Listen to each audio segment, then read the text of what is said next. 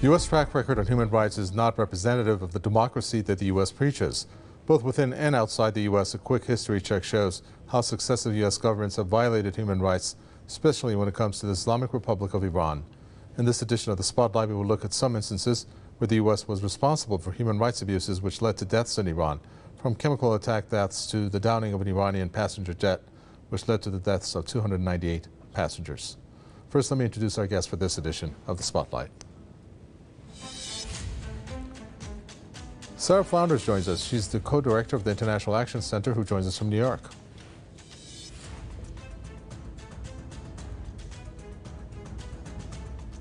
Also joining us is Olsi Jazexhi, who's a historian and journalist, who joins us from Tirana.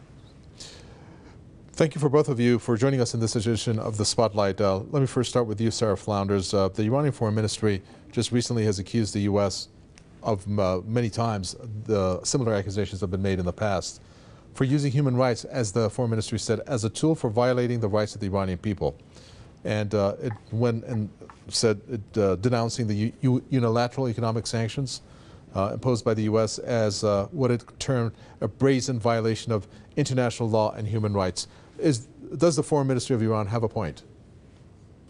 Well, he certainly does. First of all, sanctions themselves are a violation of human rights. It really is an effort to impose famine and economic dislocation on entire populations. But also, the U.S. uses human rights in the most hypocritical and cynical way. It's not even serious in the way in which they treat it, because they openly arm terrorist organizations around the world, including against Iran. As we know, the Mujahideen Khalq for decades has been armed, funded, trained by the U.S.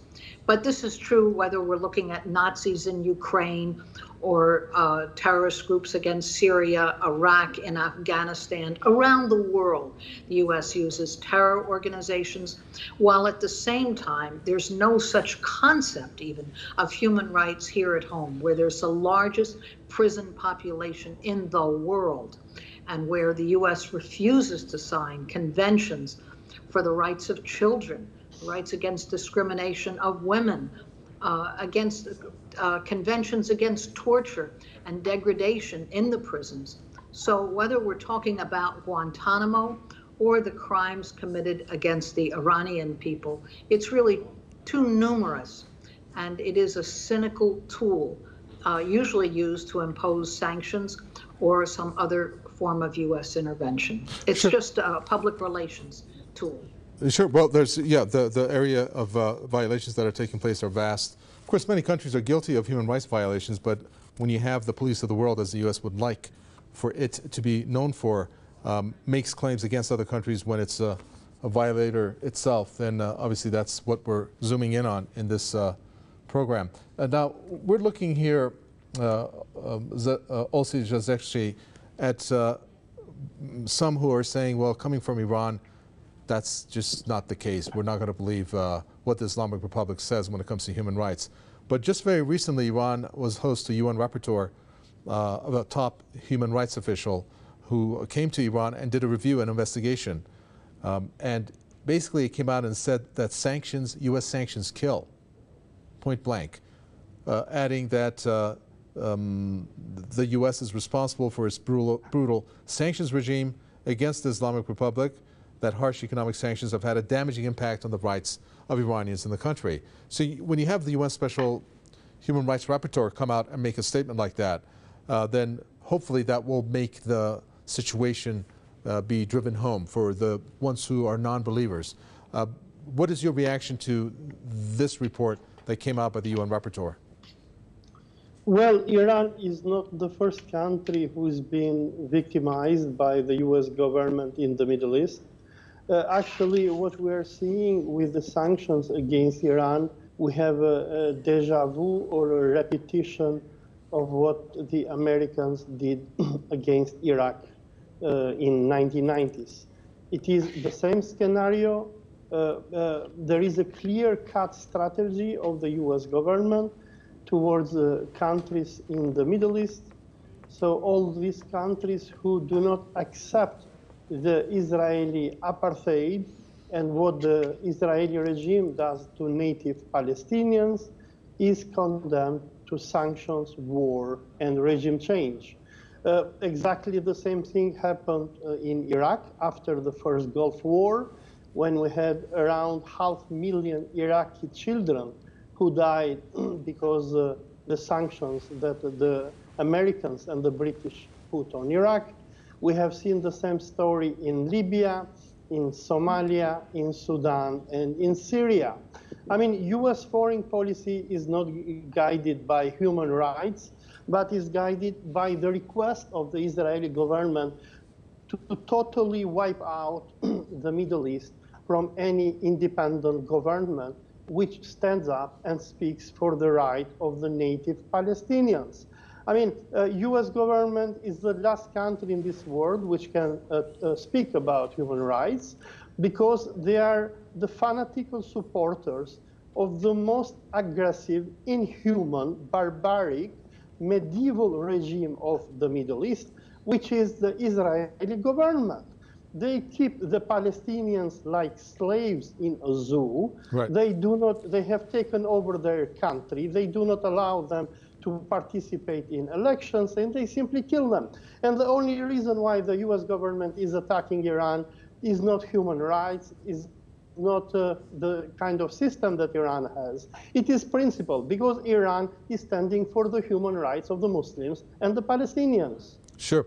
Well, the fact that the U.S. actually supports the Israeli regime there, Sara Flounders, is really telling in terms of what it stands for, because it's allowing the regime there in the occupied territories. For example, the way that the U.S. really just kind of swept under the rug this assassination of that Palestinian journalist. But let's zoom in on one of the key words that our guest there from Tirana said, and that was, if I understood him correctly, the change of government. That's something that the U.S. has been involved with when it comes to Iran. And even the foreign ministry came out and said that the U.S. unilateralism and imposition of economic sanctions with the aim, I'm quoting, of forcing governments to change their policies is a gross and systematic violation of human rights. Well, the U.S. has done that. You can tell us what the most prominent example is, and I think to this day that is perhaps one of their foreign policy objectives. Well, first of all, that's exactly the purpose of sanctions. It is an effort to use the most brutal forms to completely destroy a government that has popular support. That's its purpose. And today there are U.S. sanctions against more than 40 countries. A third of the world population is under some form, some with hundreds and hundreds of pieces of legislation, others with just a few. But in every single case, it is meant to be an act of destabilization, hyperinflation, and an attempt to create famine. Basic medical shortages of the most essential medicines. This is the purpose of sanctions, and the U.S. is completely clear about it. And as we remember that famous quote from Madeleine Albright, asked if the death of 500,000 Iraqi children was worth it, she said, yes, we think it's worth it. So this is how they measure human rights. They assert the right to impose such terrible crimes against the whole population, and at the same time to assassinate leaders and scientists and prominent people. I mean, this is really an outrageous, and it is at the same time, yes, the police in the U.S. and the Israeli police, they exchange training missions. They use the same tactics against the population here and the Palestinian people. Mm-hmm. They refine their tactics in the worst ways, where the violence and the brutality, here in the U.S., we face 3 police murders a day, every day. And this is true year after year. More than 1,000 police killings a year in the U.S. of unarmed civilians. This is overwhelmingly also a racist weapon. And there's this U.S. Why don't you, if you can hold your thoughts on that, because before we came in, Sara Flounders, for this, there was a press conference about a certain incident that took place in the U.S. that involved the police and somebody that they had found, which I don't want to get into now, because I have to get to 3 points that I need to make about Iran. Right. We'll get, and I'll get to that point, and I'll ask you that question. But it's very sad that today is the anniversary of the Iranian airliner Olsi Jazexhi that Iran is marking. Iran is not going to forget that incident. 298 passengers and crew members on board were killed when the U.S. Navy guided missile cruiser destroyed that plane along with the passengers that died as a result. We still to this day do not have a clear message coming from the U.S. in a form of an apology, because that is something they don't want to resort to. I'm not too sure why. And that's one of the issues that I want to ask your reaction of when you have this incident come back into the limelight through us here in Iran. What do you think about this incident that took place and the way that the U.S. handled it? Well, it was no, this is for our guests there in Toronto. Go ahead. Oh, yeah, the U.S. government has been at war with Iran since the 1979 Islamic Revolution. The removal of the Shah from power, who was a puppet of U.S. and Israel, destroyed the hegemonic Israeli plans for the Middle East that the Americans and Israelis had planned. And we all know what happened. I mean, immediately after the Islamic Revolution, the Americans, they pushed the Wahhabi monarchies and Saddam Hussein to a bloody war with Iran. And when they could not do that, they have done countless crimes public. The passenger airplane by the US military is neither the first nor the last. I mean, for people who live in Europe and even in Asia in this very moment, we know the horrible life that Iranians suffer throughout the planet. I mean, from Thailand to Albania, to Italy, to Indonesia, throughout the world, Iranian citizens are being harassed. Let me give you an example from Albania. On orders by Israel, and of course the Americans do their job, we have hundreds of Iranians who have been deported from the country where I am in. Their bank accounts have been closed, and so forth.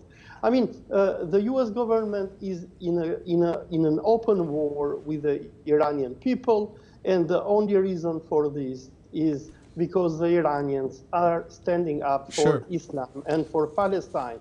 So, I mean, the Americans, I mean, this is a war and we have to accept it. And there are no human rights in cases of war. Mm-hmm. I mean, if we compare the situation in Iran with the situation in the favorite country for the Americans, Israel, it is like day and night. In Iran, you have a democracy, you have an open system of elections, while in Israel, you have an apartheid state. And I mean, it is open, and each and every person who studies political science and history understands that. So I'm wondering here, Sara Flounders, what the Iran is supposed to think when you have a gathering that happens in Paris every year, where you have a group that comes onto stage led by a woman in which has been accused of brainwashing the people that are part of that cult, and at the same time has been responsible in previous years and to this day for the death of thousands of Iranians. And the name of that cult is the MKO, endorsed by U.S. politicians, and it has access actually to many European officials as well. What is the Islamic Republic supposed to think when the U.S. is out in the open supporting that through various officials or ex-officials also? Well, I think the Iranian people will know the absolute hypocrisy. And it's criminal to the extent of actually supporting terrorist groups like Mujahideen Khalq. I mean, how can, and yet it goes on again and again. This was an organization, even the United States called a terrorist organization. That didn't stop them from supporting it and funding and arming it and giving it endless publicity. So there's no sincerity anytime the word human rights are used. The U.S. State Department files a human rights report on 198 countries around the world, in other words, every country except itself.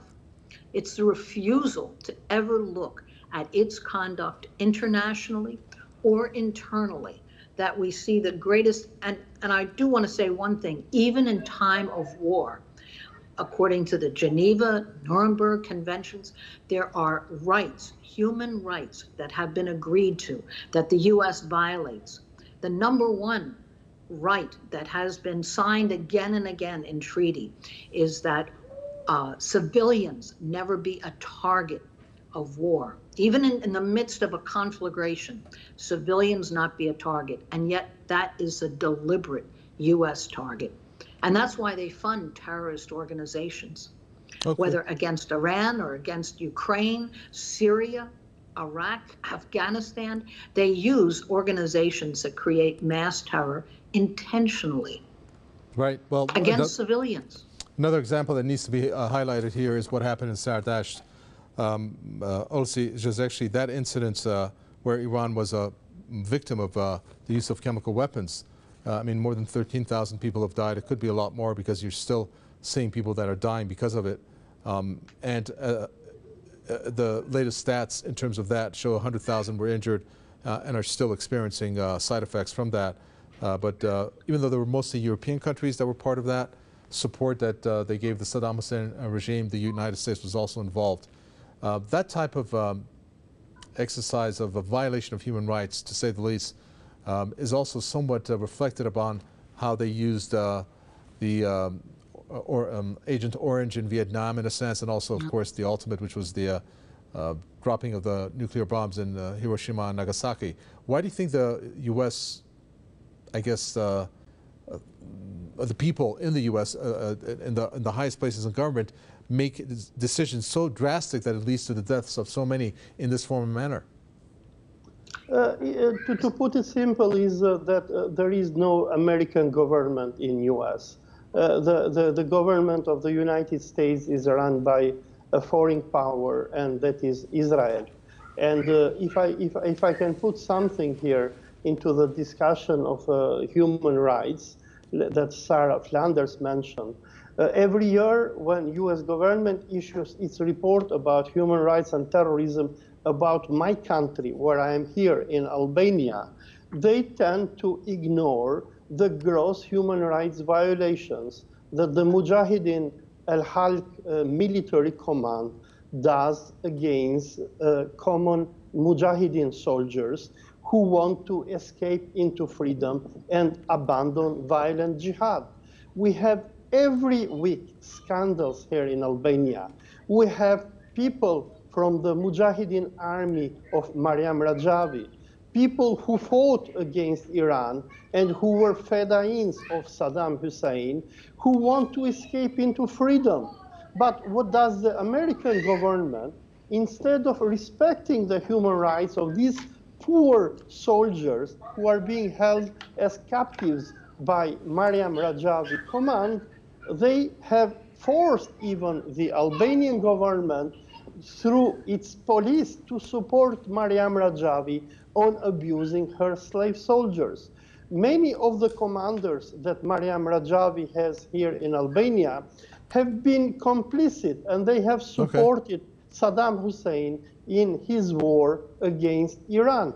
We had the ex-vice president of United States, Mike Pence, who came to Albania a few weeks ago, and guess what? He was received by a war criminal, a person who led the Karun tank division of the Mujahideens, a notorious tank division that was used by Saddam Hussein to crush and kill the Kurds.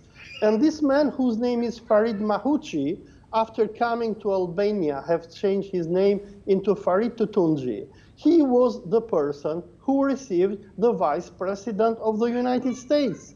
This person, he's wanted in Iraq for war crimes, for massacring Kurds. And what happens? The US government, the ex-vice president of the United States, goes and meets him and makes pictures with a war criminal. Indeed. So what human rights can you expect? Exactly. From the US Who knows? government? He might be a future presidential candidate for the U.S. Okay, so I'm going to come to you with that incident that I told you that I was going to come and ask you, Sara Flounders. And it's really shocking, quite shocking, the way that this incident actually happened. But it goes in line with what the U.S. has been accused of in terms of violation of human rights. And this was done by various reports, including the UN, that it's violating the human rights of black people by failing to restrict the use of deadly force. And this was accused, the 50 states and Washington, D.C. were accused of this, where they failed to comply with international law and standards. Now, we had this incident where a black person, for failing to stop at a traffic stop, was killed with 60 gunshot wounds. 60. Now, I'm not too sure what's going on there when it comes to police brutality against African Americans, but when you look at an excessive incident of gunshot wounds to have killed this particular person, how is it that the U.S., at a minimum, comes out and preaches other countries when it comes to human rights? Well, again, it shows cynicism and hypocrisy and racism and racist arrogance. The sheer number of police killings, racist killings, and 60 shots means that, 4 and 5 policemen literally emptied their guns into this man. I mean, there's no way to explain the level of racist violence that is everyday reality in the U.S. I unfortunately have to jump in because we're fresh out of time, but I had to get that question in. I do apologize, Sara Flounders. Thank you, though, for your input. Co-director of the International Action Center, Olsi Jazexhi, historian and journalist from Tirana. Thank you for your comments. And with that, we come to an end for this edition of The Spotlight. From Mika Vatahway and the team, it's goodbye.